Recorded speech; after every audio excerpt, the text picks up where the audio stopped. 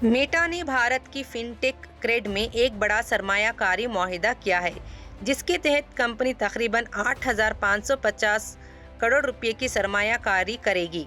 ये सरमायाकारी क्रेड के series H funding round का हिस्सा है। इसके बाद बेंगलुरु में बुनियाद रखने वाली क्रेड के मालियत तकरीबन 44,239 करोड़ रुपए यानी 4.5 अरब अमेरिकी डॉलर तक पहुंच गई है। क्रेड के founder Kunal Shah chief executive officer का ओहदा छोड़ देंगे और वो व्हाट्सएप की आलमी सतह पर क़ियादत करेंगे। मेटा एक माइनॉरिटी इन्वेस्टर के तौर पर क्रेड में शामिल होगा और इसे कंपनी के कस्टमर्स का डेटा नहीं मिलेगा। क्या आपके ख्याल में मेटा की क्रेड में सरमायाकारी से भारत के फिनटेक को फायदा होगा?